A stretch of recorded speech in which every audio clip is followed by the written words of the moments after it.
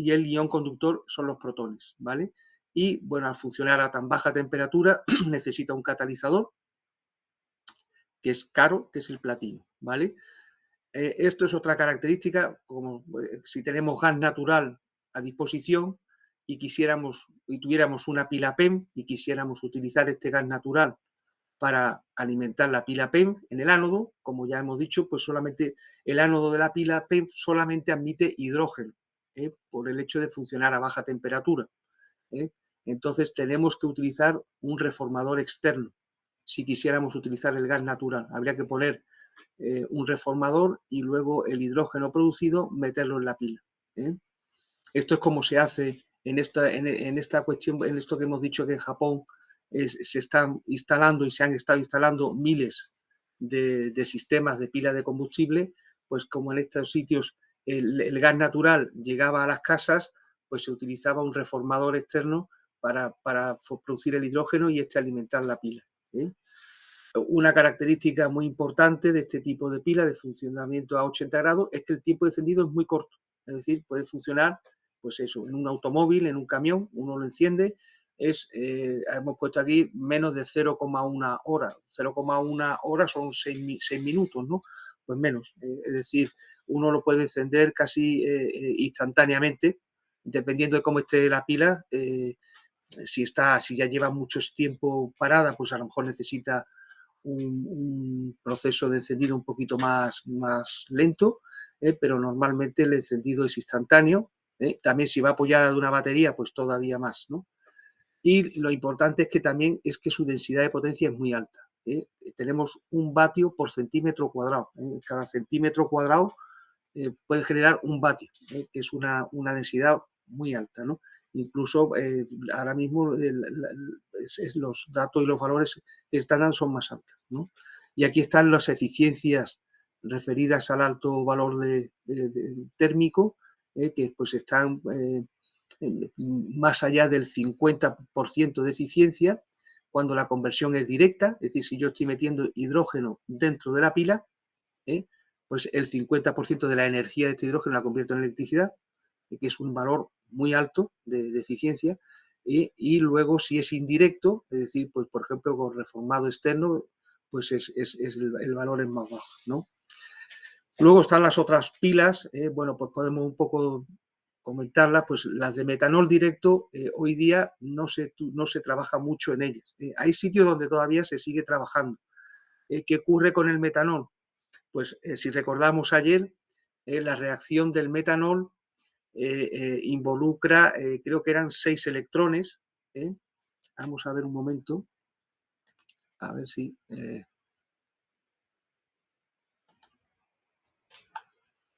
aquí está. La reacción del metanol son 6 electrones. Entonces, el metanol tiene una energía muy alta. Ahí está, 702 por mol, frente a los 237 del hidrógeno. El voltaje parecido, 1,21. Sin embargo, la oxidación del metanol requiere el intercambio de electrones y esto cinéticamente es muy complicado. Esto hace que las pérdidas estas que estábamos antes comentando por pérdidas cinéticas por activación sean muy altas. Por tanto, la pila de metanol hoy día pues todavía no está, está muy poco desarrollada, ¿no? Entonces, bueno, pues se utiliza también un catalizador en mayor cantidad, que es el platino, y tiene otras características muy parecidas a la pila de hidrógeno, ¿no? Luego están las pilas alcalinas, que funcionan en un medio alcalino. Si nos acordamos, la reacción de oxidación de hidrógeno y de reducción de oxígeno puede llevarse a cabo con el mismo potencia en todo el rango de pHs, pues en el medio alcalino igual, ¿no? Aquí también hace falta catalizador y además hace falta unas mayores temperaturas para funcionar. Las pilas de ácido fosfóricos pues son pilas más antiguas también, que se han utilizado en el pasado, y bueno, pues tienen que funcionar a alta temperatura y tienen ya una densidad de potencia baja. Entonces, bueno, pues están completamente desbancadas por las pilas PEM. carbonatos fundidos también es una pila que hoy día está, bueno, hay algunas comerciales, pero no está muy estudiada ya, o sea, se ha abandonado un poco. Hay una empresa americana que las vende, pero no se utilizan mucho ya, y están superadas por las de óxido sólido, que son pilas que funcionan a alta temperatura, 600.000 grados, que no requieren platino, muy importante, aquí necesitamos el platino, aquí no hace falta. ¿Por qué no hace falta aquí platino? Si son las mismas reacciones.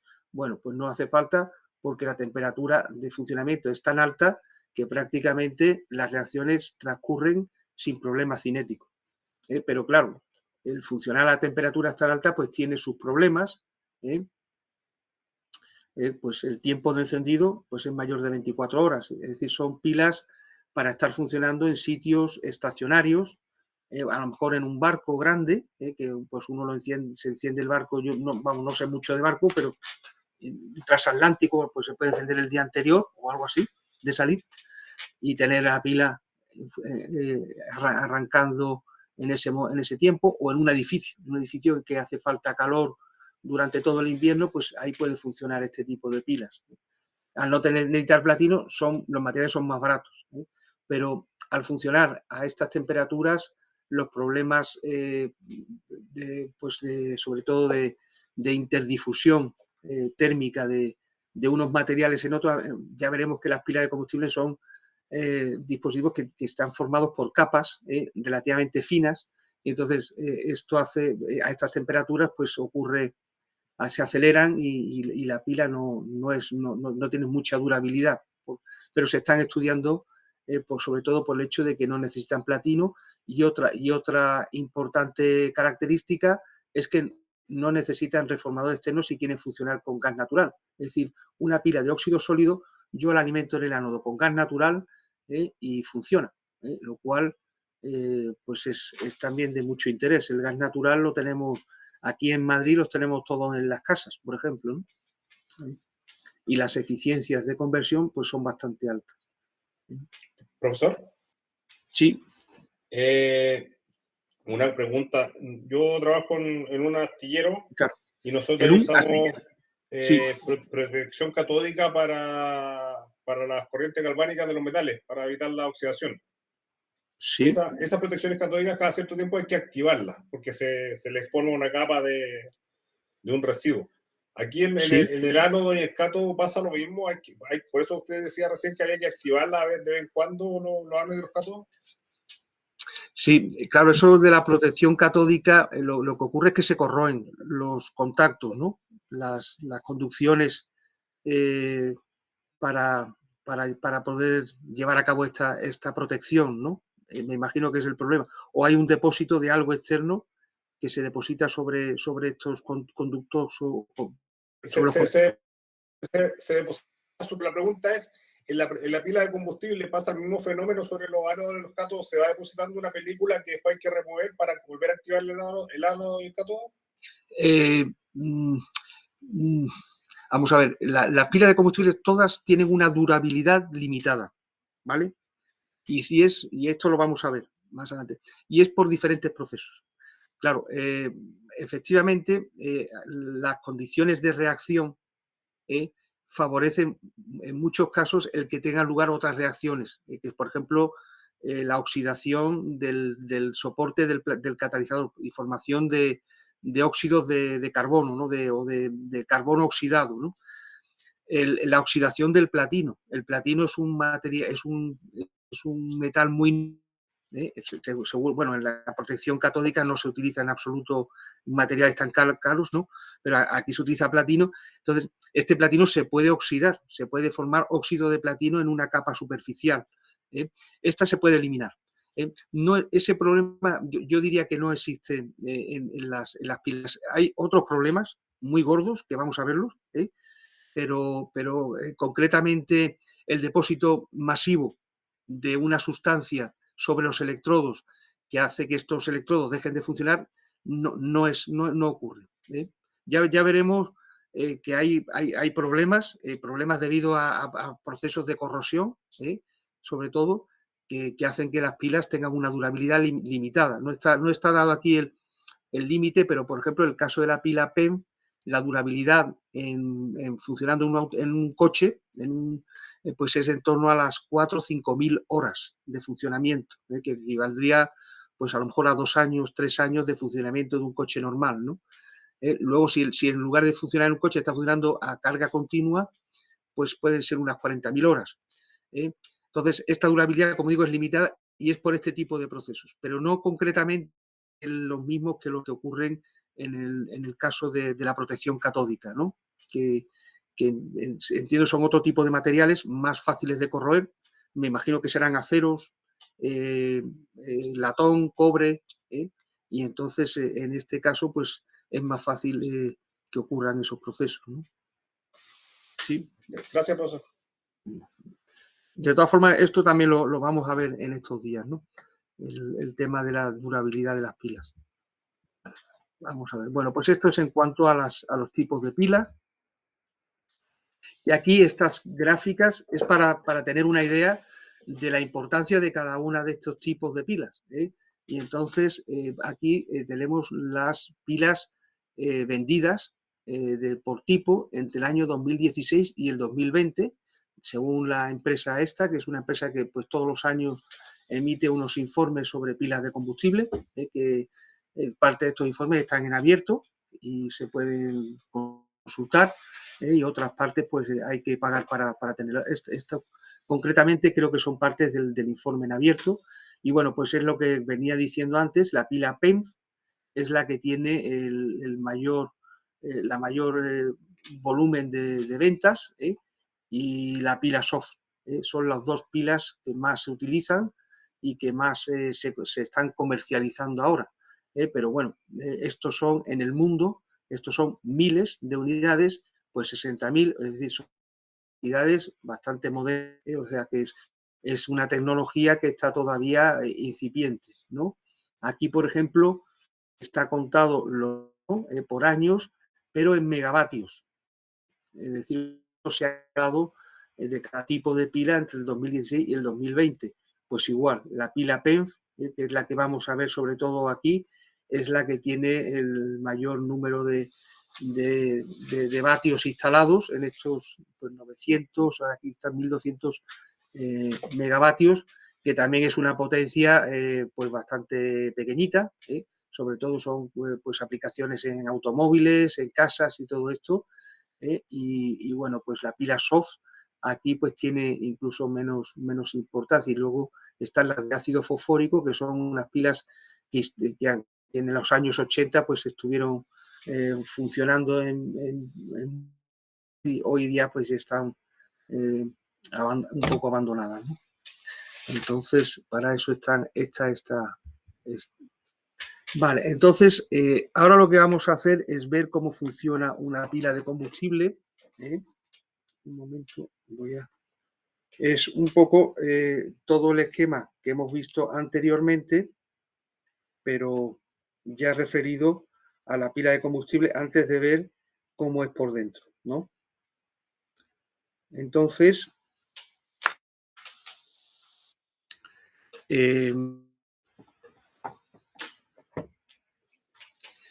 vale, para la pila de combustible necesitamos, como siempre, es la pila de combustible de hidrógeno, ¿vale? Necesitamos una reacción, la reacción química del hidrógeno con su energía, ¿vale? Y entonces lo que hacemos es que tenemos el conductor protónico, que es el electrolito, ya vamos a llamarle protónico porque vamos a pensar en la pila PEMF, que es la más común, y los dos electrodos a ambos lados del conductor protónico. Es decir, esto es la célula electroquímica, como hemos dicho, que es un dispositivo así, o sea, no es más que esto, pero bueno, ya veremos que es una cosa bastante compleja para que funcione y produzca electricidad, pero no es más que esto. Conceptualmente es un conductor electrónico, metálico, y está pegado a un conductor protónico y luego otra vez es un conductor electrónico, ¿vale? Vamos a ver. Entonces lo que hacemos es que justamente en la interfase entre el conductor electrónico y el protónico metemos en uno de los electrodos metemos el hidrógeno y en el otro electrodo metemos el oxígeno. Ya veremos cómo. Ya, bueno, pues es fácil de pensar que esto, pues si es algo, va a tener que ser algo poroso, ¿no? Para que el oxígeno pueda entrar aquí, ¿no?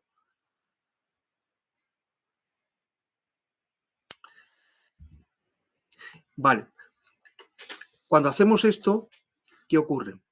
Pues en el electrodo, en este electrodo que es el ánodo, también tiene carga negativa, en este electrodo ocurre esta reacción. Pero bueno, atención, porque tiene dos flechitas, es decir, como está el circuito abierto, es decir, como yo no he conectado esto, ahora veremos qué pasa cuando lo conectamos, esta reacción está lo que llamamos en equilibrio, ¿vale? Es decir, la velocidad que tiene para acá es idéntica a la que tiene para acá. Entonces, realmente no está habiendo reacción, simplemente está el hidrógeno ahí. Esto es lo que se llama equilibrio químico, es un concepto químico, ¿no? En el cátodo hemos metido el oxígeno y ocurre exactamente lo mismo, ocurre esta reacción, ¿eh? Con una velocidad idéntica para allá que para acá, ¿vale? Al intercambiar electrones con el medio electrónico, el cátodo alcanza un potencial de 1,23 voltios. Eso es una característica de esta reacción, ¿vale? Es decir, los electrones que entran en el medio, en el conductor electrónico, hacen que el potencial se vaya a 1,23 voltios, mientras que la reacción de hidrógeno hace que aquí el potencial se vaya a cero. Cada reacción tiene un potencial termodinámico, como habíamos dicho antes, que está relacionado con la energía libre de Gibbs. Por tanto, si yo midiese el potencial con un voltímetro entre este electrodo y este electrodo, yo mediría 1,23 voltios, que es 1,23 menos 0, ¿vale? 1,23. Si este fuera un voltio, pues sería 1,23 menos 1, mediría un 0,23. Eso es una cuestión básica de la electroquímica, ¿no? Entonces, esto es lo que ocurre cuando en el circuito yo pongo hidrógeno y oxígeno, perdón, en la célula electroquímica, pero no cierro el circuito. Entonces, lo que quería decir es importante es que ambas reacciones van a estar en equilibrio. Aquí tenemos también el equilibrio. Vamos a tener un voltaje de 1,23 voltios entre los dos electrodos, ¿vale? Que está relacionada con la energía libre de Gibbs de esta reacción, y no estamos generando electricidad, ¿vale? En este caso, en este momento, ¿vale? Entonces, ¿qué ocurre si nosotros cerramos el circuito? Aquí está, ¿no? Si cerramos el circuito, entonces, bueno, pues como veis, todas las flechas se han transformado. Esta y esta. El circuito lo cierro, no hago un cortocircuito, porque entonces eso sí sería pues, un montón de energía, sino lo que hago es cerrarlo mediante una resistencia variable. Entonces yo con esta resistencia variable lo que hago modelar, vamos a ver, es controlar la corriente eléctrica que pasa a través. De cuando he cerrado el circuito, yo tengo energía eléctrica. Y entonces es cuando tienen lugar las reacciones y transcurren las reacciones en ese sentido y tengo una corriente eléctrica, los electrones van a ir desde el ánodo hasta el cátodo, por convención, ya sabéis que es corriente positiva, por tanto la corriente eléctrica realmente la intensidad va hacia allá, pero realmente físicamente son los electrones los que viajan en este sentido, y lo que vamos a hacer es que vamos a generar el agua, ¿vale? El agua se genera en el cátodo, ¿vale? Porque en el ánodo no se generan más que protones que viajan a través del electrolito y reaccionan con el oxígeno. Y los electrones que van por el circuito externo reaccionan también con el oxígeno y generan el agua. Aquí, perdón, no sé si tenéis los PDFs, hay un error. He puesto aquí una, no sé de dónde, en qué momento se me ocurrió, pero está mal esa parte de la ecuación. Hace falta meter aquí otro parámetro y falta, y bueno, pues mejor tacharlo. Entonces, este es el principio de funcionamiento de una pila de combustible. No sé si está claro. ¿Sí? Sí, profe. Vale, pues entonces vamos a seguir adelante. La verdad, bueno, lo importante es saber que mediante esta resistencia que yo varío la potencia que me genera la pila. ¿Vale? Vale, pues entonces ahí está la potencia, ¿no? La potencia es I al cuadrado, multiplicado por R, y bueno, pues yo puedo variar esta resistencia y por tanto cambio la potencia de la pila. Vale, pues entonces lo que vamos a hacer es ahora ver cómo ocurre esto, porque estos son todo esquemas, y ya esto es físicamente. Físicamente vamos a ir viendo también primero con dibujos y luego con fotos y así pues la cosa va a quedar clara, ¿no? Entonces este es el caso del cátodo, es decir, es lo que ocurre aquí, ¿vale? Esto es lo que está ocurriendo aquí. O sea, ¿cómo hacemos que eso pueda ocurrir? Por dicho, ¿no? Es decir, ¿qué estructura física tenemos que hacer para que metamos oxígeno en un medio, tenga lugar esta reacción, se genere agua? Bueno, lo que hacemos es crear capa, que llamamos una capa de catalizador, que tiene una estructura así. Vamos a ver, los puntos claritos es el platino, son nanopartículas de platino.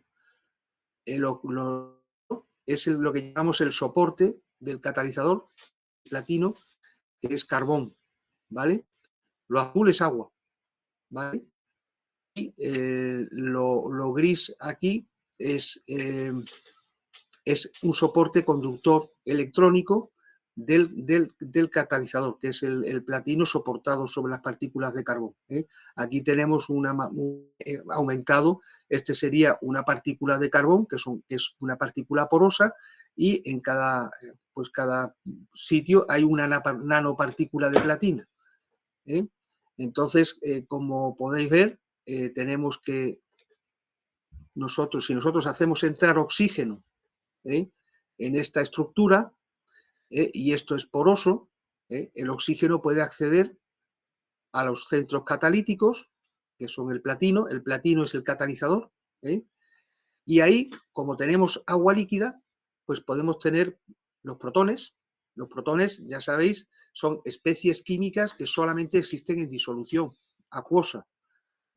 Por tanto, es necesario tener el agua líquida ahí, y como tenemos un medio conductor electrónico, que es este medio de aquí, que ya veremos, es un medio poroso, se llama capa de difusión de gases, es, por ejemplo, una tela de carbón, y que está en contacto con el soporte del platino, que también es conductor electrónico, pues eso hace que los electrones también accedan aquí.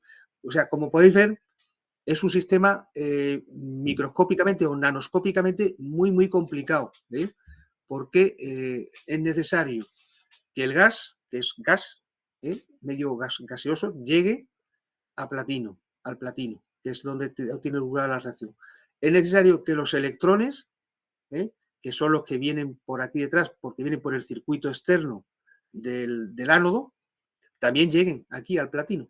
Y es necesario que los protones, que están disueltos, también lleguen al platino. Por tanto, es lo que se llama una reacción en 3 fases. Y entonces, pues el sistema que se genera, o sea, el sistema que permite que esta reacción tenga lugar, pues es un sistema así, es decir, un sistema formado por una capa porosa conductora que soporta un catalizador que está soportado a su vez sobre partículas de carbón, ¿vale? No sé si la cosa queda más o menos clara. Y entonces generamos agua, ¿vale? Y este agua hay que retirarla. Eso es otra cuestión.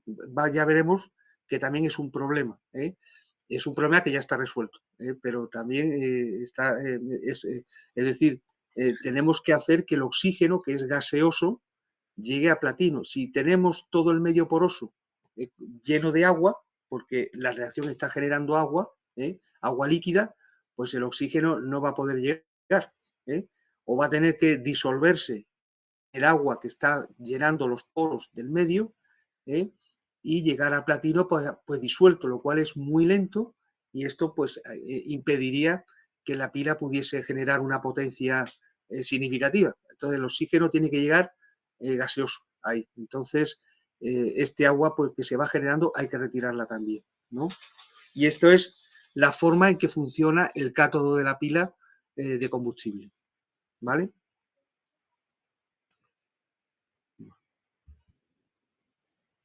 Vale, la reacción anódica es un poquito más sencilla, pero vimos antes, o sea, antes vimos los parámetros cinéticos de la reacción catódica y ya dijimos que la del oxígeno era mucho más desfavorable que la del hidrógeno. Realmente nos estábamos ahí refiriendo, esta es la catódica, a la reacción aquí, es decir, la del oxígeno que llega aquí y que reacciona con protones y con electrones. Esta reacción es mucho más lenta que esta otra.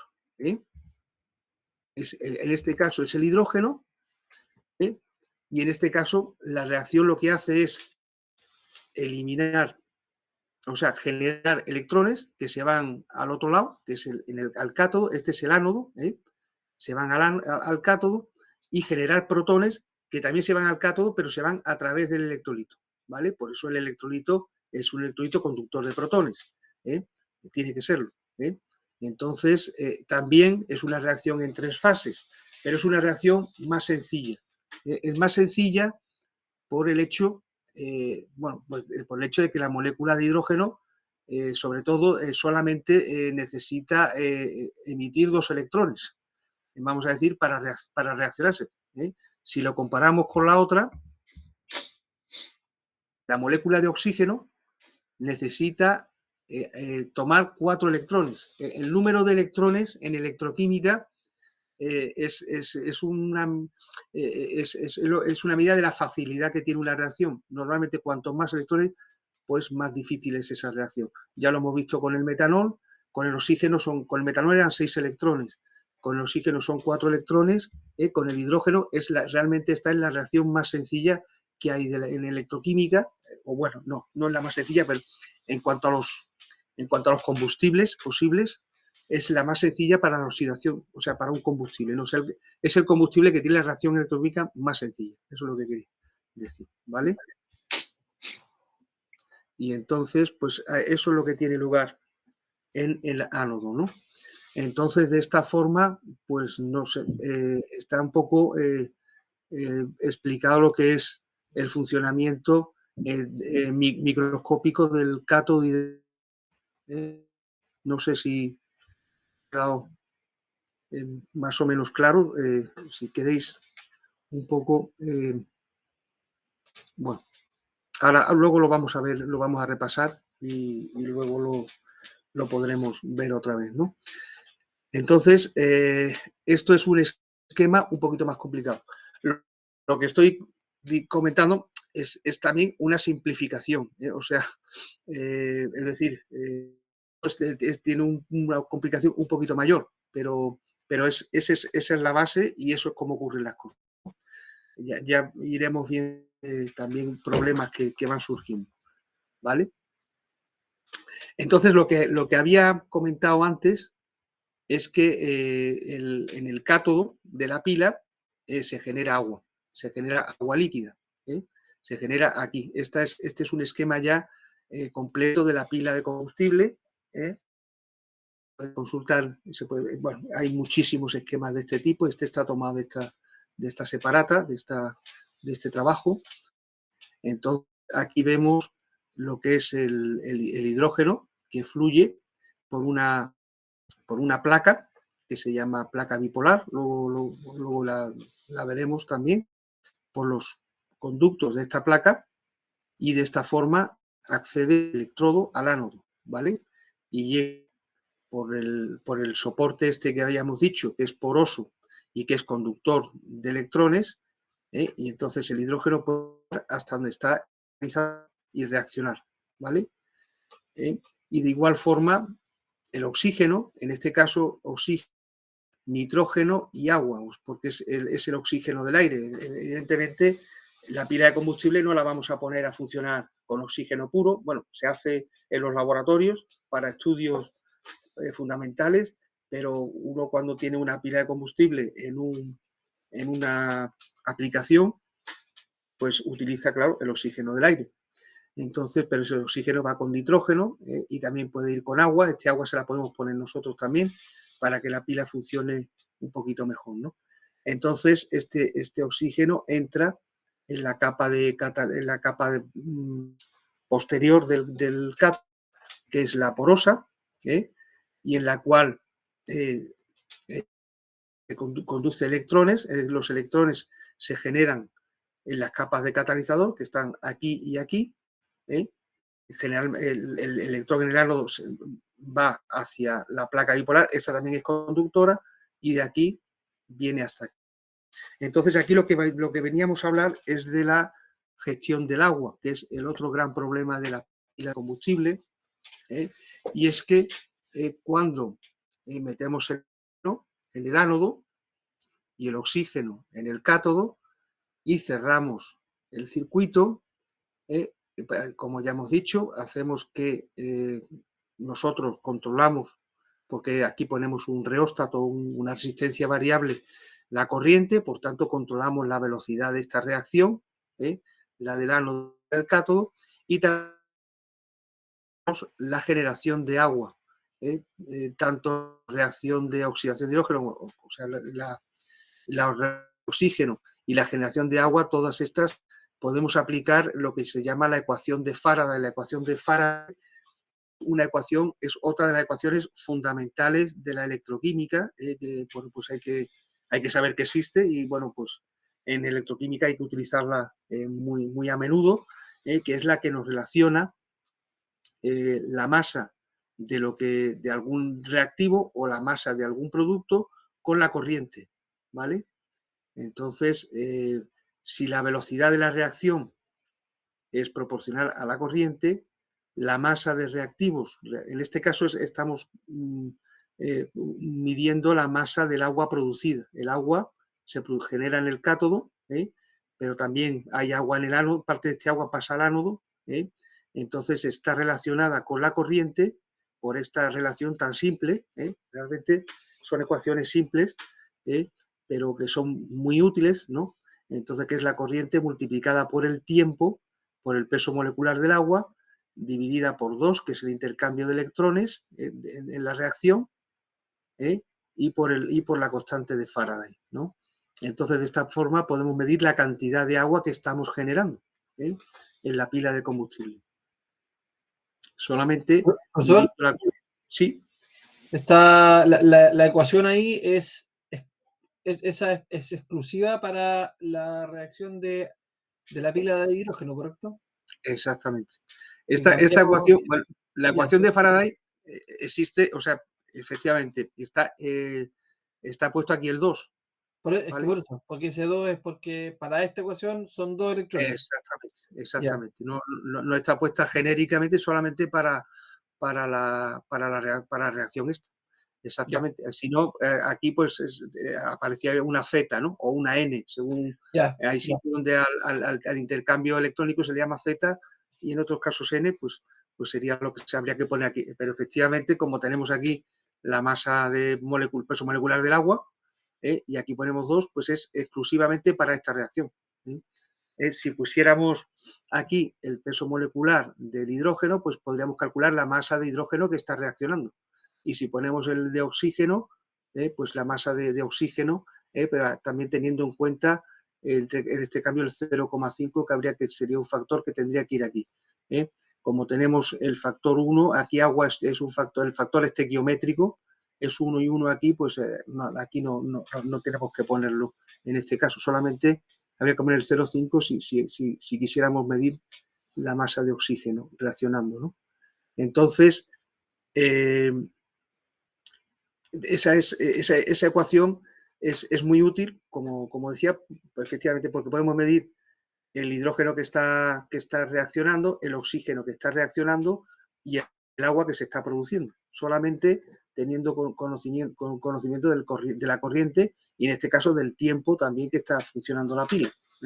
Entonces, vamos a ver, la electroquímica es complicada por los fundamentos que hemos visto y que son, o sea, que tienen más complicación, pero son esos. Pero luego, desde un punto de vista experimental, es muy cómodo, por eso, porque midiendo la corriente ya medimos la velocidad de la reacción y medimos también la cantidad de reactivo que está reaccionando y la cantidad de producto que se está generando en la célula electroquímica, en este caso, pues el agua en la pila de combustible. Entonces, lo que también quería comentar aquí es que, bueno, ese es el agua. Nosotros, este experimento pues es muy común en pila de combustible. Uno coge y la placa esta, el agua que va saliendo por aquí, la va recogiendo en un recipiente y mide. Y entonces, cuando uno mide la cantidad de agua que ha funcionado y está midiendo también la corriente y aplica este cuadro y le salen las cosas, sale normalmente, si está todo bien, pues sale y entonces pues quiere decir la pila está funcionando bien. Es una forma que una pila está funcionando bien. Y bueno, pues es uno de los métodos de diagnóstico que utilizamos en las pilas, ¿no? Entonces, este agua se está generando, como decía, en el cátodo, exclusivamente, pero lo que está ocurriendo con este agua es que a través de la membrana, que ya dijimos que era el material, se llama nafion, está yéndose hacia el ánodo, porque nafion es un material hidrofílico, o mejor dicho, es súper hidrofílico, es un material muy que el agua líquida la absorbe, nada más, y cuando ya está saturado, pues el resto de agua tiene que salir de la pila. Este es otro de los problemas de la pila de combustible que es necesario resolver, y es que ese agua no se puede quedar dentro de la pila, porque entonces inundaría los poros de la capa de catalizador y, como ya decía antes, impediría el acceso de los gases, tanto de hidrógeno como de oxígeno, a la capa de catalizador, con lo cual la pila dejaría de funcionar. Si uno monta mal una pila o utiliza unos materiales, la pone a funcionar y ve que hay corriente y que de pronto, ¡pum!, la pila se viene abajo, deja de producir corriente, pues si el tema de la gestión del agua no está correctamente diseñado y resuelto, pues es lo que pasará. Entonces, hay que dotar a los medios porosos de unas características hidrofílicas e hidrofóbicas combinadas para que este transporte de agua pueda producirse, agua líquida, por capilaridad, y pueda la pila extraer el agua a través de las placas laterales. ¿Sí? Un poco, pues no sé si... Vamos a ver. Profesor, Sí.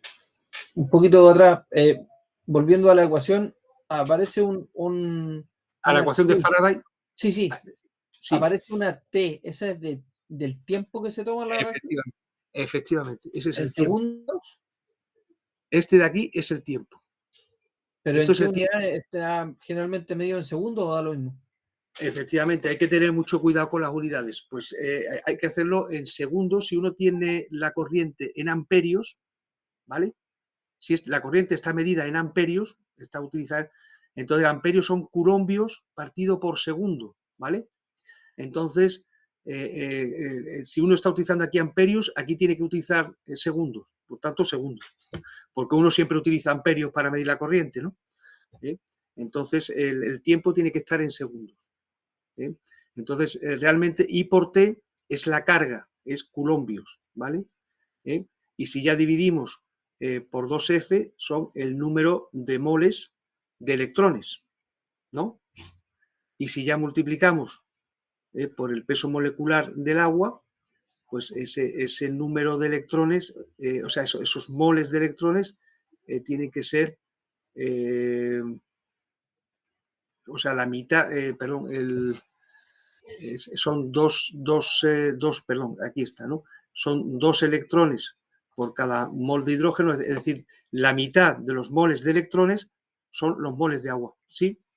No sé si hemos seguido el razonamiento. Es que la ecuación de Faraday es muy sencilla, pero hay que meterse en ella. Es I por T, son los coulombios, es la carga, ¿vale? Al dividir por F tenemos los moles de electrones, ¿vale? La carga a partir, porque ya sabéis que esta es la carga de un mol de electrones, por tanto la carga partido por F son los moles de electrones, la mitad de esos moles de electrones son los moles de hidrógeno, ¿vale? Y multiplicado por el peso molecular de hidrógeno, perdón, son los moles del agua, estamos aquí, son los moles del agua, la mitad, son 4 electrones, y entonces la masa de agua son esos moles de agua multiplicados por el peso molecular de agua. Estaba mirando aquí, es aquí donde hay que mirar, ¿vale? Entonces, realmente hay un 2 arriba y un 4 abajo. Perdón, está un poquito simplificada. Realmente tenemos aquí un 2, ¿vale? Que es el 2 este, y un 4, que es el 4 este. Entonces, 2 partido por 4 nos queda aquí un 2. ¿Sí? ¿Se entiende? Sí, profesor.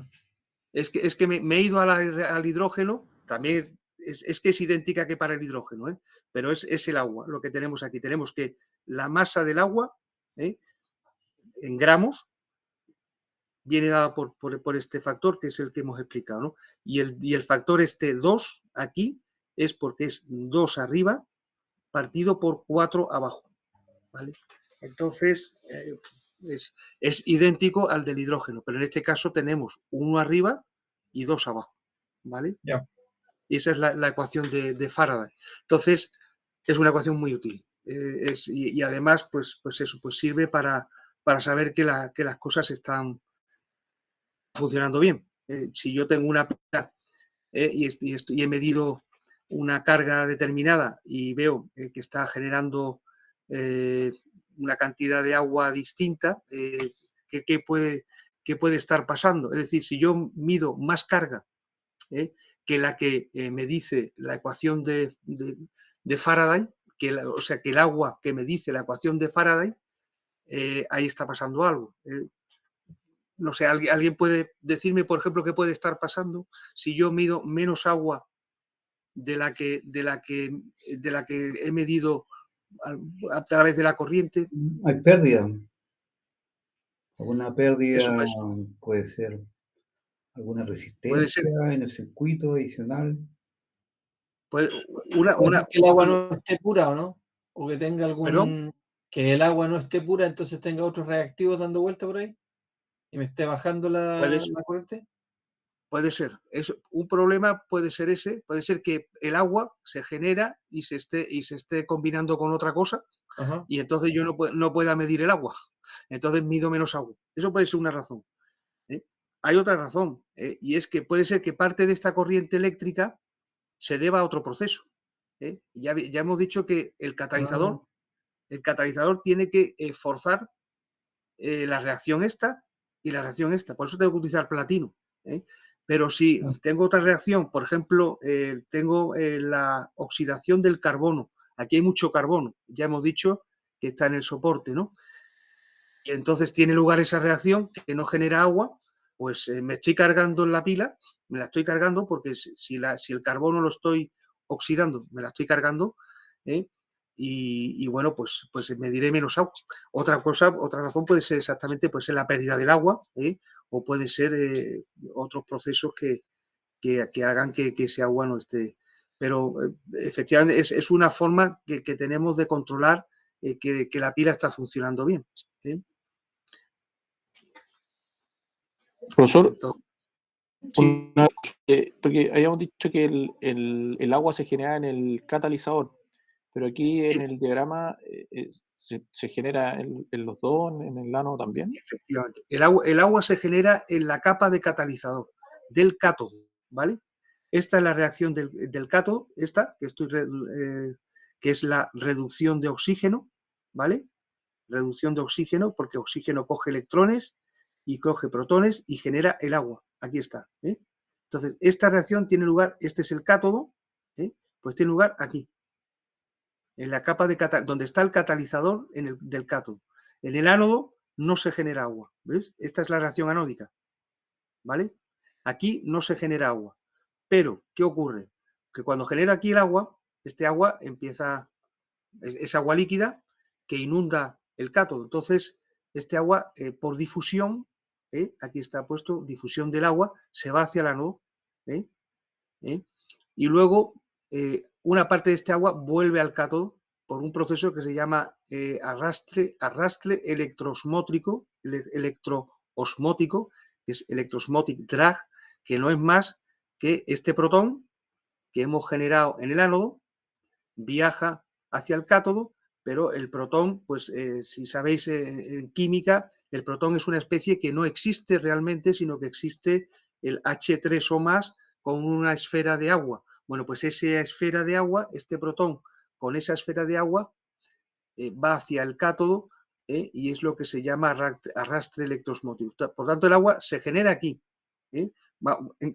Es que por eso tengo una pantalla particular para el tema del agua, porque es muy complicado, ¿no? El agua se genera aquí, se va hacia el ánodo por difusión, vuelve al cátodo por arrastre electroosmótico y luego también difunde por la parte posterior del electrodo y se va a las placas bipolares. Y al final, todo este proceso que está teniendo lugar, aquí tenemos las dimensiones. Estos son escasamente 1 milímetro de espesor, es escasamente 1 milímetro, ya lo vamos a ir viendo ahora. Todo esto es una capa muy fina, pero como veis muy compleja, pues todo esto pues es lo que al final el agua va saliendo a un lado y al otro lado de la placa, ¿no? Perdón, de la lámina esta que es tan fina, ¿no? ¿Sí? Perfecto. Gracias, profesor. Vale, pues vamos a ver. Vale, pues podríamos empezar un poco con lo que son los componentes de la pila, ¿sí? Ahora ya hemos visto los fundamentos, hemos visto el funcionamiento de la pila de combustible esquemáticamente, hemos visto esquemáticamente lo anterior es un esquema también de hechas y de... Ahora ya vamos a ver la parte sólida de la cosa, del asunto, es decir, lo que es estos electrodos y lo que es esta estructura que permite pues esta conversión del hidrógeno en electricidad, que prácticamente es lo que hace una pila de combustible, es convertir hidrógeno en electricidad, ¿no? Entonces, es una estructura relativamente compleja, por todos estos motivos que hemos estado diciendo, de catálisis y de gestión de agua y de transporte de hidrógeno y transporte de oxígeno. Es decir, la cuestión es complicada. La pila de combustible es un dispositivo del siglo XX, no es por casualidad, ¿no? Sabemos desde hace muchísimos cientos de años quemar hidrógeno o quemar un combustible y producir calor y producir energía, pero hacer reaccionar un combustible en una célula electroquímica es algo que solamente se sabe desde el siglo, sabe hacer desde el siglo XX, ¿no? O se inventó en el XIX, pero del siglo XX. Es un poco como ocurre con la energía solar. Si alguno de vosotros ha trabajado con energía solar, sabéis que existe la solar térmica y la solar fotovoltaica. Bueno, pues la solar térmica es calentarse con el sol. Es muy complicada también, compleja, pero en definitiva es aprovechar el calor del sol. Y la solar fotovoltaica es un invento del siglo XX. Es decir, hay que involucrar ahí ya conceptos de estado sólido, de física cuántica, etcétera, que son los que te llevan a poder generar un dispositivo de ese tipo y a generar electricidad con energía solar. Pues en este caso es un poco parecido, es decir, tenemos la pila de combustible, que es este dispositivo relativamente moderno y complejo, y luego está en lo que es quemar un combustible en un reactor y generar calor, ¿no? Vale, entonces, como decía, estos componentes, pues vamos a ir viéndolos uno detrás de otro para ver un poco cómo hacemos la estructura de la pila de combustible. Esto es una pila, esta que viene aquí es una pila monocelda. Aquí vemos las placas externas que no van a aparecer en el esquema que vamos a decir aquí, sino que son placas que sin tener esto, pues en este caso, pues tiene como unos 10 centímetros. ¿Vale? Estos son tornillos de métrica 4, y aquí tenemos las entradas, esto ya lo iremos viendo, de hidrógeno y de oxígeno, y por el otro lado están las salidas. Y aquí tenemos los dos terminales, del ánodo y del cátodo. Esto es lo que se llama una pila monocelda, es decir, una pila de una sola celda. Entonces, ¿de qué está compuesta? Pues por un lado es una placa, lo que llamamos placa bipolar anódica, que es una placa normalmente de grafito y que tiene unas estrías por la cual puede viajar el gas, ¿vale? En este caso, al ser la anódica, es en la que nosotros metemos el combustible, y ocurre que, como decíamos antes, parte de la energía se transforma en calor. La pila no puede superar los 80 grados. Por tanto, esta placa, además, en muchos casos necesita un refrigerante, que es agua circulando. Agua circulando por dentro de la placa. Vale, sobre esta placa hacemos una capa difusora de gases, que esta es la primera capa en la que decíamos que es porosa, y en la cual es conductora de electrones. Normalmente eso es un carbón, ¿no? Y sobre esta capa difusora de gases ponemos la capa de catalizador, que es donde está el platino soportado sobre carbón. Las cantidades de platino son muy, muy pequeñas, son de 0,5 miligramos por centímetro cuadrado. No es la parte más costosa de la pila, pero sería, como decíamos ayer, en el caso en que hubiera que hacer millones de pilas. Por tanto, en ese caso sería un problema. Luego tenemos el electrolito, que es la membrana de Proton Exchange Membrane, que es el plástico este que hemos dicho que es el nafión. Y al otro lado ponemos el otro electrodo, que es idéntico, bueno, no es idéntico, pero es casi idéntico al anterior, que primero, pues en este caso tenemos que poner la capa de catalizador, luego la capa difusora de gases y luego su placa bipolar o distribuidora de gases y colector de corriente, ¿vale? Y aquí es donde metemos el oxígeno, que al estar estriado, bueno, está estriado por la otra cara. Esta también está estriada, pero porque luego vamos a poner más celdas a este lado. Pero realmente las estrías que nos interesan ahora están hacia ese lado, y por tanto el oxígeno va a circular por esas estrías y se va a poder meter en el electrodo que es poroso. Lo mismo que va a hacer el hidrógeno en su sitio, ¿no? Entonces, sí. Cuando habla de combustible, ¿es adicional hidrógeno? Sí, exactamente. En este caso, en la pila de combustible de hidrógeno, cuando hablamos combustible, es que estamos metiendo hidrógeno gaseoso, por ahí, ¿vale? Y entonces, exactamente, cuando ya hemos terminado de construir la celda y lo que hacemos es unir las dos placas con un conductor electrónico, es cuando, y ponemos aquí una resistencia variable o ponemos una aplicación, es decir, ponemos una luz, un LED o una ruedecita o el motor de un coche o de un barco, ¿no? Lo que sea, pues es una resistencia variable. Entonces es cuando hacemos que se genere la electricidad y que se pueda bueno, pues que funcione la pila. Esto es un poco también esquemáticamente lo que es una pila de combustible de una sola celda, de tipo PEM. Entonces vamos un poco ahora a ver cada uno de estos componentes. ¿Vale? Entonces, estos son ya fotografías de estos componentes, de los que nosotros utilizamos normalmente en el laboratorio. Aquí vemos la pila montada, es equivalente a la foto, esta no es exactamente la misma, es una un poquito distinta, pero bueno, es con sus dos sus dos contactos y creo que tiene instalado más de una celda. Las celdas, ya veremos, pueden ir una detrás de otra. Vamos sumando el voltaje de cada una de ellas, ¿no? Y aquí tenemos lo que son las placas bipolares con sus estrías. Son placas relativamente complejas de hacer. No hay muchas empresas que las hagan bien. Son placas de grafito. Y tienen un acanalamiento que normalmente o se hace por extrusión o se hace con control numérico, con una fresadora de control numérico, y es relativamente caro el hacerlo, a no ser que, bueno, hay empresas ya que se van especializando y que pues van bajando los precios, ¿no? Y luego, pues entre estas dos placas, que son, como digo, las estriadas, en este caso, la estría es lo que se llama una estría serpenteada, que va haciendo curvas.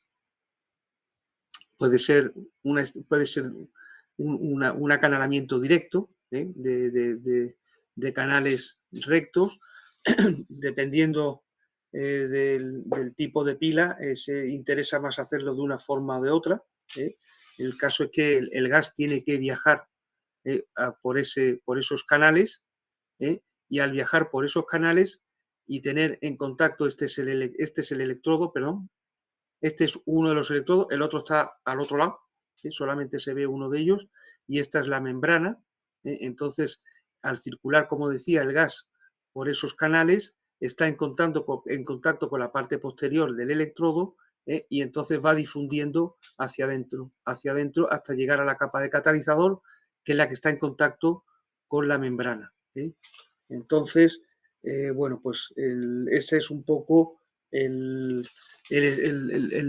la descripción así, grosso modo.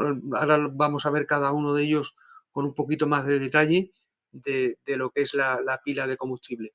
A este ensamblaje de la membrana, que es como, pues es un plástico, y un electrodo y el otro electrodo al otro lado, es lo que se llama el ensamblaje membrana-electrodo. Es una unidad que uno puede comprar o la puede hacer, pero es una unidad típica de estas pilas y bueno, pues vamos a decir, la parte central de la pila, donde tienen lugar las reacciones electroquímicas como venido describiendo, ¿no?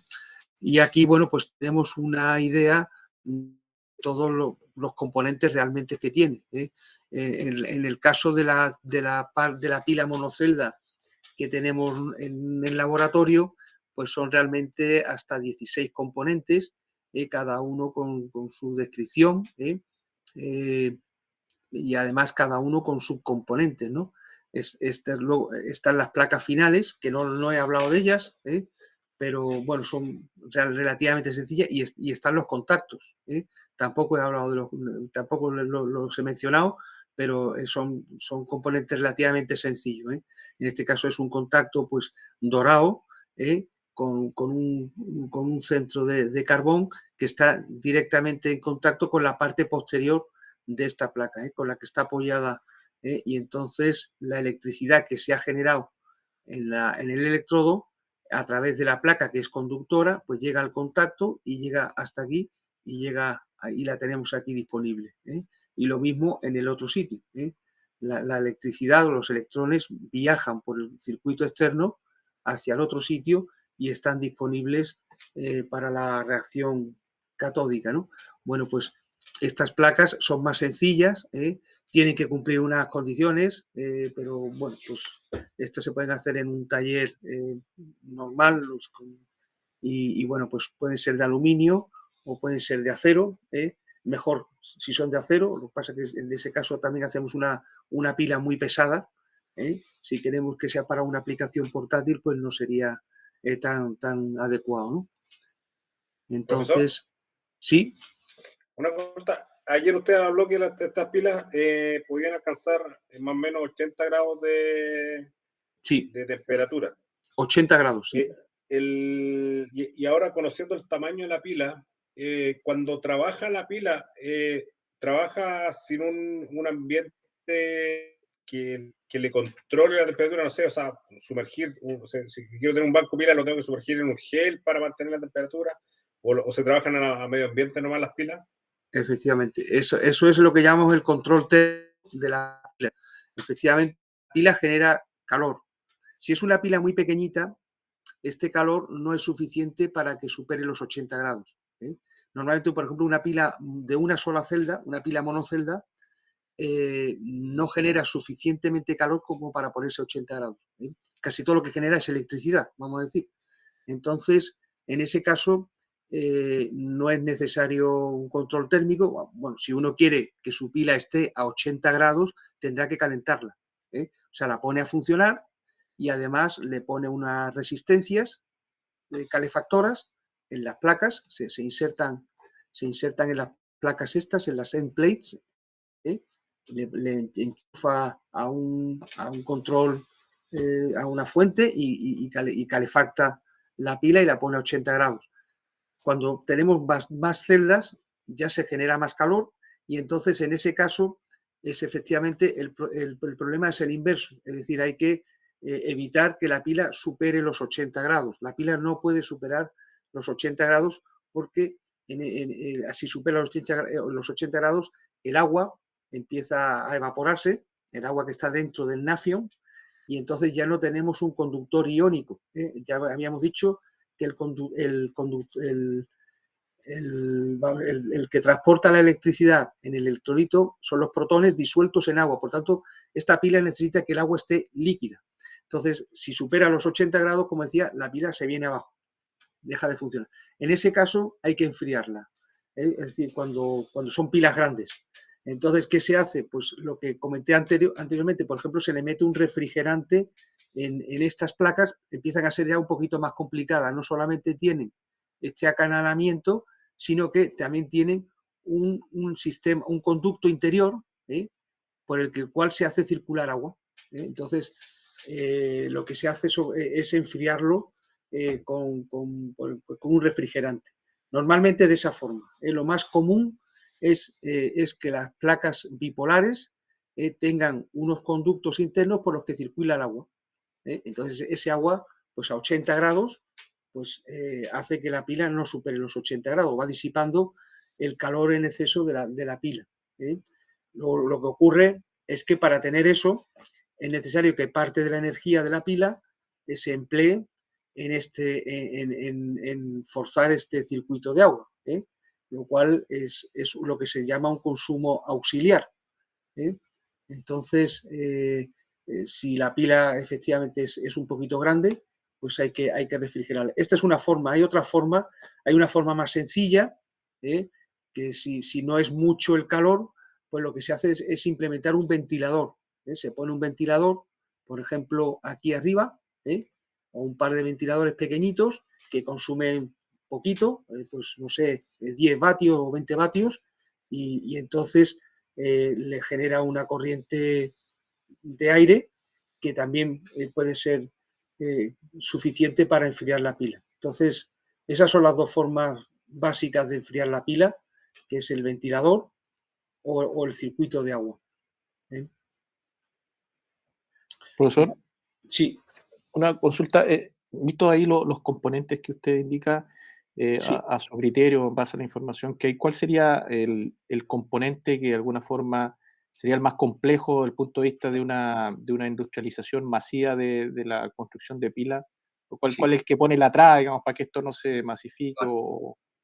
Sí, efectivamente. Esa es una pregunta que aquí nos hacen muchas veces y efectivamente, bueno, el componente, desde mi punto de vista, todos son complicados, pero todos están disponibles, a excepción del nafión. Es el plástico este. Este plástico hoy día lo fabrica DuPont. Ya están saliendo, este plástico es la membrana, ¿vale? Es el electrolito de la pila. Aquí está, ¿vale? Membrana, este de aquí, el número 7. Entonces, ahora mismo es fabricado por la empresa esta, DuPont. Es un además es muy estable. Además, tiene una conductividad muy alta y no existe todavía otra membrana similar. Entonces, nosotros cuando lo vamos a comprar tenemos que ir a DuPont y comprárselo a ellos. Claro, nosotros somos un laboratorio y nosotros no necesitamos grandes cantidades, no tenemos problemas. O sea, al año que necesitamos, pues no sé, unas pocas de hojas para hacer nuestros estudios, nuestros trabajos, no hacemos stacks, pero el que tiene que hacer un stack de kilovatios, que es lo que pues, normalmente se utiliza en aplicaciones, pues necesitas unas buenas cantidades. Ahora mismo estas empresas están teniendo problemas para producir, ¿no? Este Nafión y bueno, pues es a esta empresa a la que hay que comprar. Ya empiezan a salir otras membranas, pero no son tan buenas. O sea, tienen una conductividad un poquito menor. Ya vimos que si la conductividad de la membrana es menor, la curva de polarización ya vimos que el máximo se nos viene abajo. Es decir, que si no utilizo Nafión y utilizo un sucedáneo, pues ya sé que mi pila va a tener menos potencia. Voy a tener que utilizar una pila más grande para tener la misma potencia. Es decir, entonces la respuesta es que desde el punto de vista es el Nafión, hoy día es el material crítico. Los otros materiales los puede hacer uno en el laboratorio. Por ejemplo, el platino. El platino hoy por hoy también es un material que está bien, que está disponible, es caro, pero no es un problema. El platino podría ser un problema si estas pilas se masificaran, si imaginamos pues que todos los coches fueran de hidrógeno. Entonces el platino se convertiría en un problema. En ese caso sería el segundo problema. Entonces el platino, pues el que es el catalizador, es el otro problema. Lo demás está disponible en cualquier industria, bueno, en cualquier industria.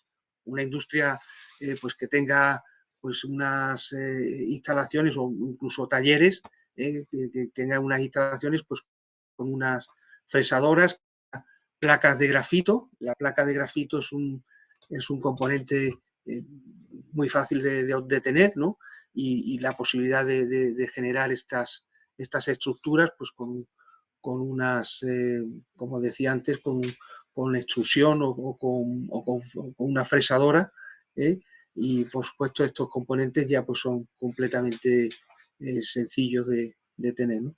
Por tanto, todo está en lo que la MEA, o sea, lo principal, lo más complicado está en el ensamblaje membrana electro, ¿no? Sí. Perfecto, gracias. Pues. Vale. Pues, Sony, paramos 10 minutos, ¿sí? Y seguimos ahí 48. Ya, profe. Ok. Vale, pues entonces seguimos ahí 48. ¿Vale? Sí, profesor. Ok, profesor. Sí, profesor. Vale. Pues hasta Sí, ahora. Vamos a... Vale.